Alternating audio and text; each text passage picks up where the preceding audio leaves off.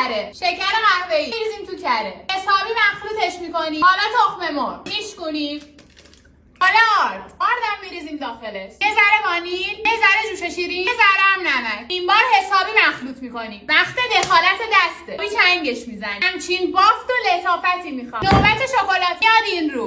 خوردش میکنیم. میره داخل مواد. من توش یه کوچولو گردومن خورد میکنم. دوباره مخلوط میکنیم. مواد کوکی حاضره. حالا قالب. کاغذ روغنی. میندازیم داخله. قالب بعدی. کاغذ روغنی. اینم میره داخله. اندازه یه شیطونک از موادمون برمیداریم. شونه میگیریم. توش پودر پسته میریزم. برای خوشگلیش هم پرک بادو. میره تو قالب. همه موادی که این رو دیدید به همین شکل درست میکنیم. حاضر. بره تو فر با دمایی که تو کپشن براتون نوشتم. حاضر. به نظر من که اصلا از دستش ندید. خدا